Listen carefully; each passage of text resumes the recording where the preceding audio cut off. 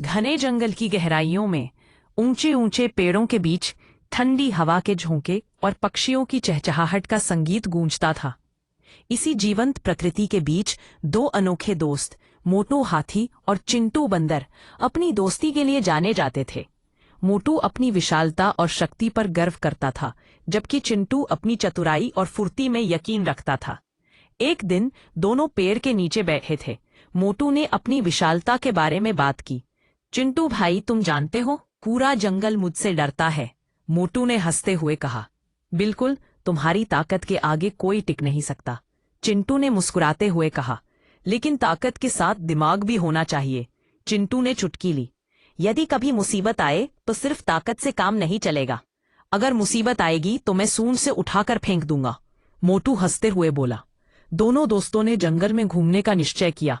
जब वे आम के पेड़ के नीचे पहुंचे तो चिन्नू झटपट पेड़ पर चढ़ गया और मीठे आमों का आनंद लेने लगा।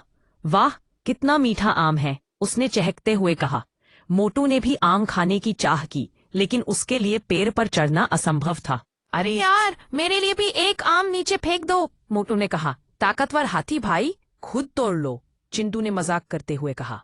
इस बार मोटू को एक अनजाना एहसास हुआ, कभी कभी ताकत से सब कुछ नहीं होता। अचानक जंगल में हलचल मच गई। दूर से आवाजें आईं, भागो, शिकारी आ गए। सभी जानवर घबराकर इधर उधर दौड़ने लगे। चिंटू पेड़ पर चढ़ गया, लेकिन मोटू का बड़ा शरीर उसे भागने नहीं दे रहा था। शिकारी उसी की तलाश में थे। चिंटू, मैं फंस जाऊंगा, कुछ करो, मोटू घबराया। चिंटू ने तत्क्षण दिमाग लगाया। उसने सूखी डालियां तोड़ी और नीचे फेंक दी।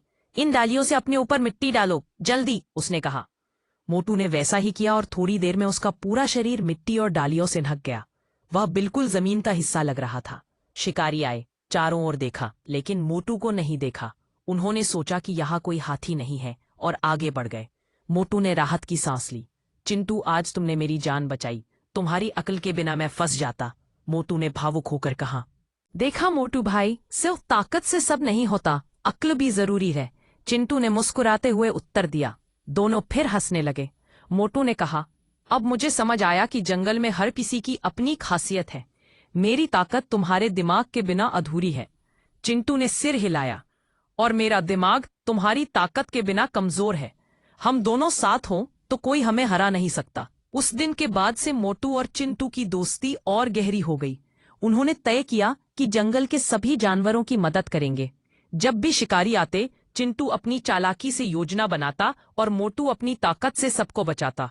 जल्द ही जंगल में यह बात फैल गई कि मोटू और चिंटू सबसे बहादुर दोस्त हैं। और सबसे बड़ी बात, उन्होंने यह साबित कर दिया कि ताकत और अक्ल दोनों मिलकर ही सबसे बड़ी ताकत बनते हैं।